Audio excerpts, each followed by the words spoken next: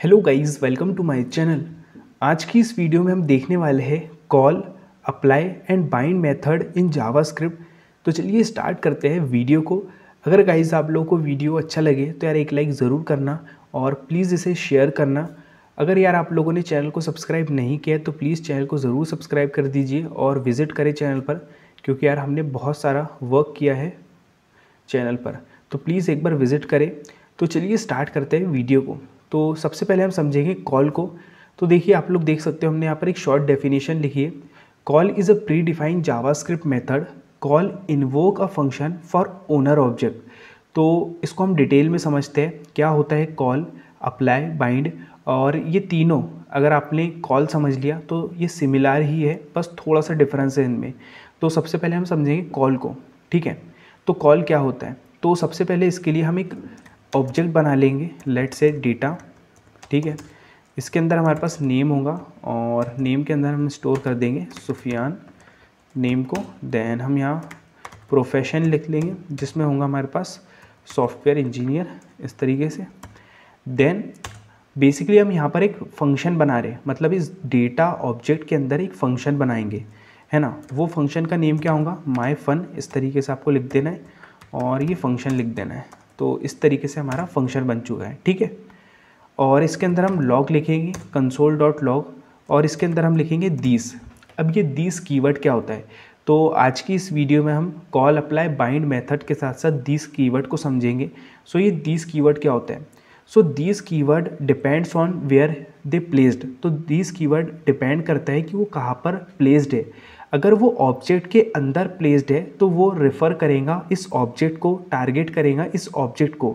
अगर वो ऑब्जेक्ट के बाहर है, फॉर एग्जांपल ये कंसोल डॉट लॉग यहाँ है, ऑब्जेक्ट के बाहर है इस तरीके से, तो वो रिफ़र करेगा ग्लोबल ऑब्जेक्ट को, विंडो ऑब्जेक्ट को रिफ़र करेगा। ओके, सो ये जो दिस कीवर्ड है अभी रिफ़र करेगा इस पूरे डेटा को, मतलब ये अभी रिफ़र करेगा ये पूरे डेटा ऑब्जेक्ट को। तो ये हमें पूरा डेटा ऑब्जेक्ट रिटर्न करके देगा ये दिस कीवर्ड। ओके, आप लोग समझ रहे होंगे। जब हम इसको बाहर यूज़ करेंगे इस तरीके से तो ये विंडो ग्लोबल ऑब्जेक्ट को रिप्रेजेंट करेगा, उसको रिफ़र करेगा, ठीक है। तो अभी हम इस ऑब्जेक्ट को रन करते हैं, इस फंक्शन को कॉल करते हैं। तो इस फंक्शन को हमें कॉल करना है तो हम किस तरीके से करेंगे, क्योंकि ये फंक्शन डेटा ऑब्जेक्ट के अंदर है तो डेटा डॉट माई फन लिखना पड़ेगा, तभी हम इसको कॉल कर पाएंगे, क्योंकि डेटा ऑब्जेक्ट के अंदर फंक्शन है। तो इस तरीके से हम कॉल करेंगे और हम इसको सेव करते हैं।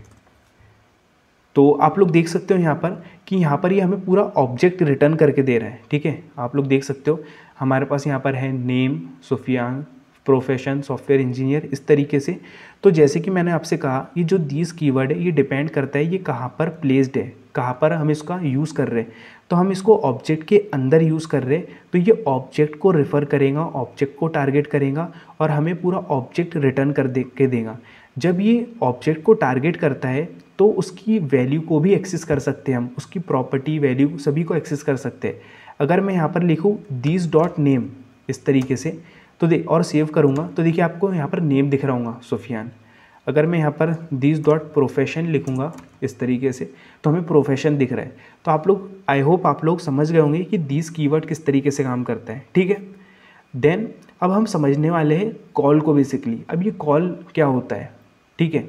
और देखिए मैं आपको यहाँ पर ही कंसोल डॉट लॉग दिस बाहर भी बता देता हूँ कि बाहर किस तरीके से काम करने वाला है। जब हम इसको बाहर यूज़ करेंगे तो देखिए विंडो ग्लोबल ऑब्जेक्ट को रिप्रेजेंट कर रहा है, रेफ़र कर रहा है, ठीक है। तो ये था डिफरेंस इसमें, तो हम इसको हटा देते हैं, ठीक है।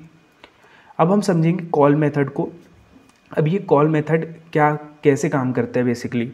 तो फॉर एग्जांपल देखिए हमारे पास ये जो डेटा ऑब्जेक्ट है, अभी तो हमारे पास एक ही ऑब्जेक्ट है।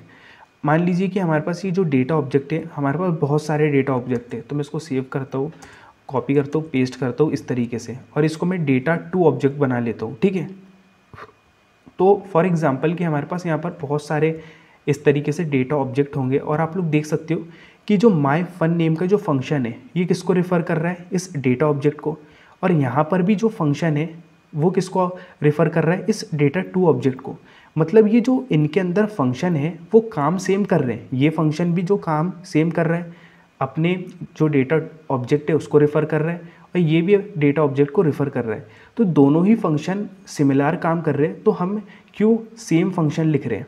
ओके, हम क्यों सेम फंक्शन लिख रहे हैं, तो ये प्रॉब्लम को सॉल्व करता है कॉल मेथड। अब कॉल मेथड क्या बोलता है कि आप सिर्फ एक बार फंक्शन को कॉल करो। इस तरीके से अगर मैं यहाँ पर फंक्शन हटा दूँ यहाँ से, तो वो बोलता है कि आप सिर्फ एक बार फंक्शन को डिफाइन कर दो और इस फंक्शन को आप कहीं पर भी किसी भी ऑब्जेक्ट के लिए यूज़ कर सकते हो।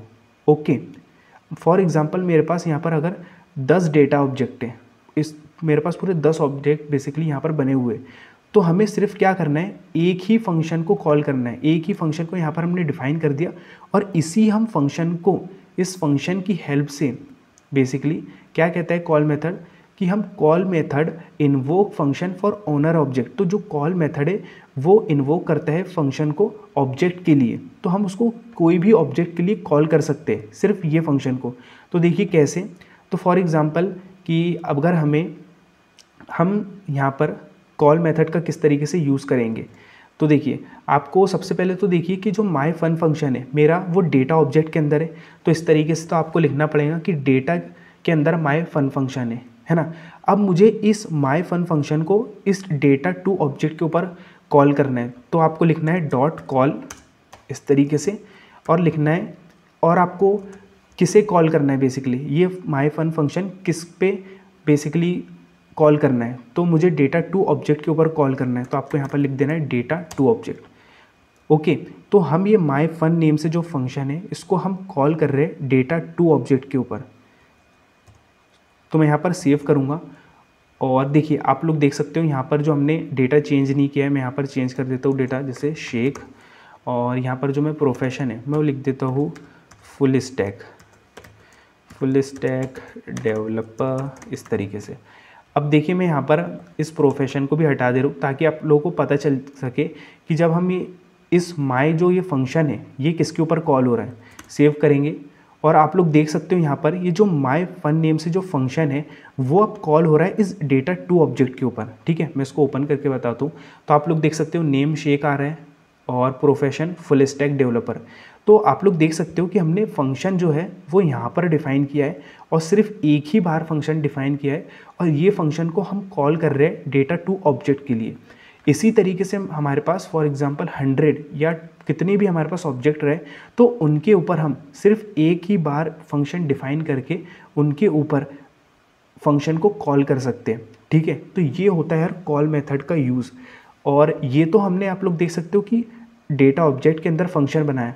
फॉर एग्जांपल कि हमें ऑब्जेक्ट के अंदर फंक्शन नहीं बनाना है। ओके, ऑब्जेक्ट के अंदर फंक्शन नहीं बनाना है, हम क्या चाहते हैं कि हमारे पास सिंपल एक फंक्शन है इस तरीके से, बाहर एक फंक्शन है माई फन नेम से, इस तरीके से लॉक कर लेंगे दिस, है ना। फॉर एग्जांपल मेरे पास ये फंक्शन है माई फन जो कि बाहर है और ये माई फन फंक्शन मैं चाहता हूँ इस डेटा के ऊपर मैं कॉल कर सकूँ, डेटा 2 पे डेटा 100 हो मेरे पास उस पर भी कॉल कर सकूँ और उसका भी मुझे डेटा मिल रहा हो, तो मैं ये चाहता हूँ। तो आप किस तरीके से कर सकते हो, तो आप इसको उल्टा और आसानी से कर सकते हो, बहुत ईजी कर सकते हो। जो हमारे पास पहले जो मेथड था बेसिकली ऑब्जेक्ट के अंदर फंक्शन था, बल्कि वो थोड़ा हार्ड था क्योंकि वो ऑब्जेक्ट के अंदर था, तो हम डेटा के अंदर माई फन फंक्शन है फिर उसको कॉल कर रहे थे। अब तो हमारे पास बहुत सिंपल हो चुका है, हमको क्या करना है, ये जो माई फन नेम फंक्शन है हमारे पास इसको कॉल करना है। किस पर कॉल करना है, फॉर एग्जांपल अब मुझे डेटा के ऊपर कॉल करना है, तो यहाँ पर आपको लिख देना है डेटा ऑब्जेक्ट का नाम, सेव करेंगे और आप लोग देख सकते हो यहाँ पर हमें जो डेटा है ऑब्जेक्ट, इसका डेटा क्या है, सुफियान और SE सॉफ्टवेयर इंजीनियर। तो देखिए वो डेटा आ चुका है। ठीक है, अगर मैं यहाँ पर इस पर सेकंड जो हमारे पास डेटा ऑब्जेक्ट है इस पर कॉल करना चाहता हूँ, सेव करेंगे तो आप लोग देख सकते हो शेख फुल स्टैक डेवलपर ये आ चुका है। तो आप लोग देख सकते हो कि हमने एक ही बार फंक्शन डिफाइन किया है और उसको हम मल्टीपल ऑब्जेक्ट के ऊपर कॉल कर रहे हैं with the help of call method. अगर आपके पास इसी तरीके से 100 ऑब्जेक्ट है तो आप उन पर भी इस कॉल मेथड की हेल्प से इस फंक्शन को कॉल कर सकते हो और आप सिर्फ एक ही बार डिफाइन कर रहे हो बेसिकली फंक्शन। अगर आपको चाहिए उसका नेम, ओके, तो आप यहाँ पर लिखेंगे नेम, तो देखिए आपको नेम मिल रहा है शेख। अगर आपको प्रोफेशन चाहिए, सेव करेंगे तो देखिए उसका प्रोफेशन मिल रहा है फुल स्टैक डेवलपर। तो इस तरीके से आप एक्सेस कर सकते हो, ये कॉल मेथड का यूज़ है। देन फॉर एग्जांपल अगर आपको बेसिकली इसके अंदर आर्ग्यूमेंट पास करना है, तो जैसे हम यहाँ पर आर्ग्यूमेंट पास कर रहे हैं इंडिया, ओके, और यहाँ पर इस फंक्शन के अंदर हमें पैरामीटर दे देना पड़ेगा कंट्री, इस तरीके से, और कंसोल भी करना पड़ेगा, हमें दिखाना है भाई, तो दे देंगे कंट्री। सेव करेंगे तो आप लोग देख सकते हो, और मैं यहाँ पर प्रोफेशन नहीं नेम दे दूँगा सेव। तो देखिए मेरे पास आ गया नेम शेख और इंडिया, है ना। अगर मैं एक और देना चाहता हूँ यहाँ पर आर्ग्यूमेंट, जैसे एज फॉर एग्ज़ाम्पल 20, और मैं यहाँ पर लिख दूँगा पैरामीटर में एज, ओके, और यहाँ पर लिख देंगे एज। सेव करेंगे, देखिए हमारे पास आ चुका है शेख इंडिया 20। तो इस तरीके से हम आर्ग्यूमेंट भी पास कर सकते हैं कॉल मेथड के अंदर। तो ये था यार कॉल मेथड हमारे पास। आई होप आप लोगों को समझ आया होगा। देन अब हम देखते हैं अप्लाई मेथड को। So apply method is similar to call method. जो अप्लाई मेथड है वो सिमिलर है कॉल मेथड की तरह। वो भी बेसिकली फंक्शन को कॉल करता है ऑब्जेक्ट के ऊपर, ओनर ऑब्जेक्ट पर फंक्शन को कॉल करता है, और हम किसी भी ऑब्जेक्ट के ऊपर फंक्शन को कॉल कर सकते हैं। जैसे कॉल का यूज़ है, जैसे हम कॉल के लिए काम करते हैं, उसी तरीके से सिमिलर काम करता है अप्लाई।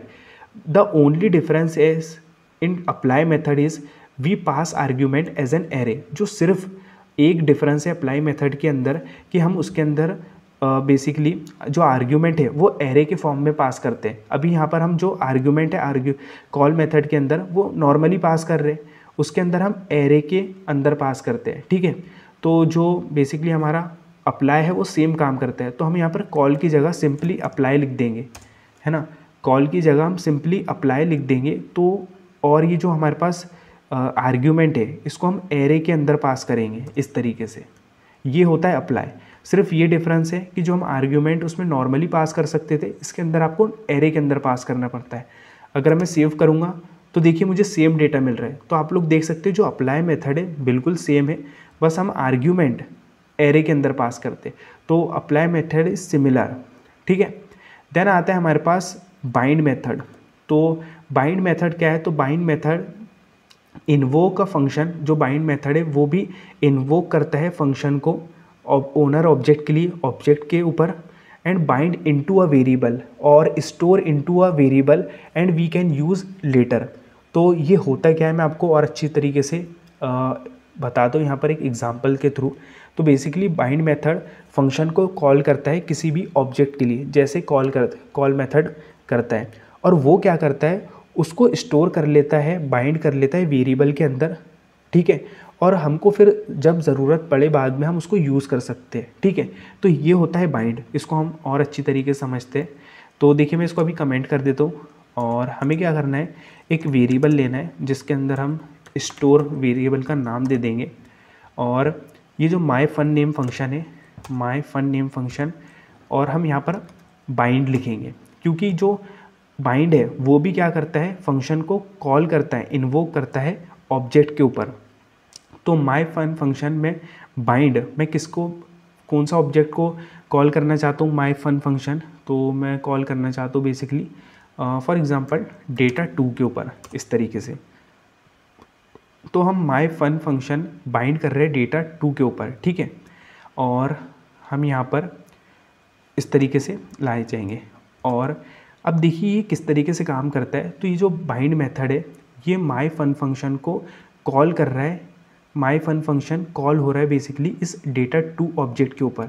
अब ये बाइंड मेथड क्या करता है, स्टोर करके रख लेता है, जो भी ये यहाँ पर आंसर देगा, आउटपुट देगा, उसको स्टोर करके रख लेगा इस स्टोर नाम के वेरिएबल में। आप कोई भी दे सकते हो, इस वेरिएबल के अंदर स्टोर करके रख देगा, ठीक है। और फिर आपको जब भी यूज़ पड़े, ज़रूरत पड़े, आप उसको यूज़ कर सकते हैं, ठीक है। तो फॉर एग्जांपल ये यहाँ पर बाइंड हो चुका है, देखिए अभी मुझे कुछ डेटा नहीं मिलेगा। अब इसने क्या किया, बाइंड मेथड ने फंक्शन को कॉल किया डेटा 2 ऑब्जेक्ट के ऊपर और बाइंड करके रख लिया, बस। अगर अब हम इसको यूज़ कर सकते हैं जब हम इसको यूज़ पड़े हमारी। तो किस तरीके से हमें इसको यूज़ करना है, जो हमारे पास ये जो वेरिएबल स्टोर, आपको सिंपली इसको कॉल करना है। सेव करेंगे और आप लोग देख सकते हो यहाँ पर डेटा मिल रहा है शेख, और ये अनडिफाइन क्यों मिल रहा है, क्योंकि यहाँ पर हमने 2 पैरामीटर दिए, तो हमको 2 आर्ग्यूमेंट भी देना पड़ेगी। आर्ग्यूमेंट में हम दे देंगे जैसे US और दे देते हैं 19। तो सेव करेंगे अब हमें यहाँ पर शेक, यूएस और 19 मिल रहा है। तो आप लोग देख सकते हो ये था बाइंड मेथड, जो कि क्या करता है, फंक्शन को कॉल करता है किसी भी ऑब्जेक्ट के ऊपर और उसको स्टोर कर लेता है, बाइंड कर लेता है वेरिएबल के अंदर। उसने यहाँ पर स्टोर कर लिया, बाइंड कर दिया इस वेरिएबल के अंदर, और जब हम इस स्टोर वेरिएबल को कॉल करेंगे तभी हम इसको यूज़ कर पाएंगे, ठीक है। तो इसका ये कहने का मतलब है बाइंड मेथड का कि आप स्टोर करके रख लो, जब आपको यूज़ हो, जब आप उसको यूज़ कर सकते हो। तो ये था यार कॉल, अप्लाई और बाइंड। आई होप आप लोगों को ये समझ आया होगा और मैंने बहुत अच्छी तरीके से एक्सप्लेन करने की कोशिश की। तो अगर गाइस आप लोगों को वीडियो अच्छा लगा हो तो यार प्लीज़ एक लाइक करें, शेयर किए और अपने दोस्तों में यार प्लीज़ शेयर करें। अगर यार आप लोगों ने चैनल को सब्सक्राइब नहीं किया है तो प्लीज़ चैनल को ज़रूर सब्सक्राइब करें और विज़िट करें एक बार चैनल पर यार, क्योंकि हमने कंप्लीट जावास्क्रिप्ट ट्यूटोरियल भी बनाए, उसे भी चेकआउट करें। और बहुत सारे API based project, JavaScript based project बनाए हैं, तो प्लीज़ चेकआउट करें। Thanks for watching guys, please one like, share and subscribe channel.